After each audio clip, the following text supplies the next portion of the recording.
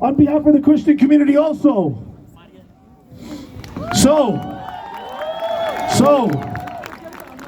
when the organizers of this call for another rally in a couple days or next weekend, we have to make time for this because we're gonna have to show up again and again. That's what we have to do. We can't get tired of coming out.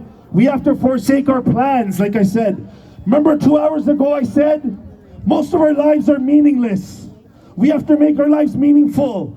How? By coming to events and rallies, and when there's a call to come to a protest. How else can we be meaningful? By contacting your politicians. You can be meaningful that way. By speaking about the story of Palestine to others, you can be meaningful that way. Why did we meet over here at City Hall? Some might say, why City Hall? It was close to our destination, but what City Hall represents is basically people that are very pro-Zionist, who don't give a damn about us, really. And we've seen how they don't give a damn about us last weekend. Every politician, 99.5% of politicians was all talking about one side. And since then, thousands of Gazans have been killed. They're not even talking about Gaza or Palestine.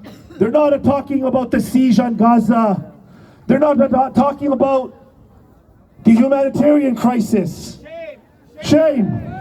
Shame. And we have to become educated and realize these things.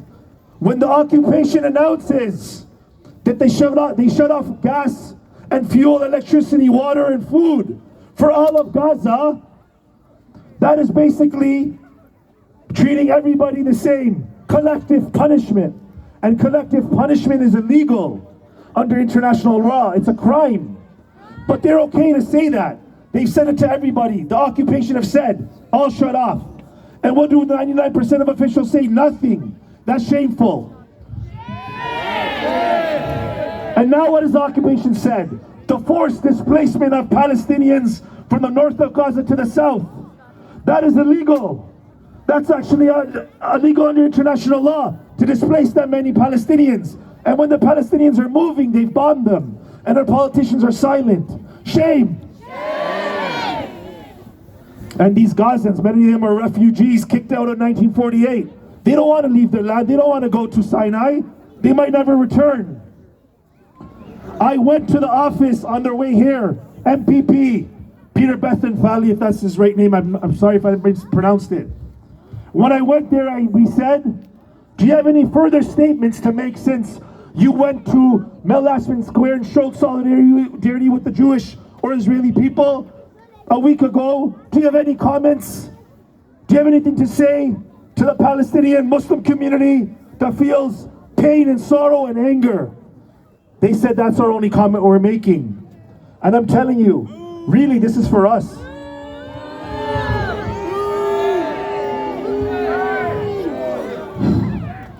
If you really want to have a meaningful life, how are you going to be meaningful? I'm telling you, these politicians laugh at us. They laugh at us. They know we're going to go back to business as usual after the war is done. We're going to go back to business as usual. We won't hold them accountable. We're not, you know why they don't fear us or they don't think we're serious? We can't even support the boycott, divestment, and sanctions against the occupation. We can't even boycott goods being made in the settlements. So these politicians know that we're not serious, that we're not going to care after a few days. So the way your life can be meaningful is when you see these politicians, you say, I'm not going to vote for you again. When they come to the masjid, stand up and say, what are you doing here? Every Gazan that dies, most likely they're a Muslim. That's pain in our heart. And our politicians near us are silent. But we have to hold them accountable. Only 20% of the community votes. Only 20% of the community votes at election time. And it's even smaller percentage of Muslims. Of course they're not going to care. Of course they're going to side with the occupation. Of course they're going to side with the entity who has spent billions of dollars to get this protection. So the way we make our lives meaningful is have this concern all throughout the year. So when it comes time for voting, we'll let you people know. We have to figure out how to gather ourselves and send communications out. But if we're not going to change our lives past the protest, This is why, like I said, they laugh at us. So make your intention, please. Make your intention. I want to make my life meaningful. And whatever that's going to be for you, you can figure that out. Meaningful for me is different from meaningful for you. But make your lives meaningful, because really, it is meaningless. And like I said twice, we are only more connected to the Deen and Allah and to the masjid. Most of you said earlier in the park, we're really concerned now because what's happening in Gaza. So people have to die in Gaza for us to be connected to our Deen and make more dua. People have to die for us to improve our situation. That's not fair. We have to improve our situation regardless of what's happening. If we're more involved in politics and we hold these people accountable, trust me, this will help the cause. The mayor, why we're here, the mayor who came to the Palestinian event in the summertime, the Pickering barbecue that we had, Pickering Palestinian barbecue that we had in the summer. The mayor came holding a kafiyah. I support you guys. He only made one comment. He only made one comment saying my heart's with the Israeli people or what's happening to the Jewish community. Since then, he's not said a damn word to us. Because he's ashamed. It's shameful. But he knows we're meaningless. That's what I'm trying to say. He knows we're meaningless. He knows he still get votes past this anger that we have. We have to change our ways. So then you have politicians making different statements. I had to say something else, lost my train of thought. Free Palestine, I know. Again, the last message is for the kids. The last message is for the kids. Oh, I have to talk about our masajids in a second. I will. Okay? For the kids, all you children, go to school with your kafiyas, go to school with your gear that says Palestine. Let everybody know around you that you're pro-Palestinian. Don't let them tell you what the kafiyah means. You tell them what the kafiyah means. Tell them this kafiyah represents freedom and justice and hope for a people who have been occupied, facing genocide and ethnic cleansing. That's what this kafiyah means to me. If they suspend you, take the suspension. Fighting for Palestine has consequences in this world. You might not get certain things. Some of you have to take this cause up and face some consequences like some of us have. If maybe it's a suspension. But we'll fight it together. We will fight it together. It's worth fighting for. Now, what I wanted to say is, the way we have to hold our politicians accountable, we have to hold our masajids accountable also. We have to tell our masajids and mosques that they're supposed to represent the community. Why aren't they putting out statements? Why are they not talking to politicians about how hurtful the community is? No masjid announced this program today. Why do we have to do it all? All I'm saying is, hold the masjids accountable too. Everybody, we give donations to them. Tell them, why are you not standing for Palestine? I'm not talking about the imams. The imams are here. I'm talking about the people that are in the committees and whatnot. That is your job and responsibility.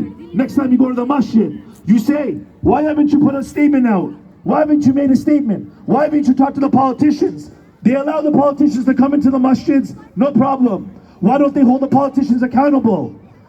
They're not going to do a damn thing, the masjids also, unless we put that pressure on. That we have to do. Now, what do you want to say?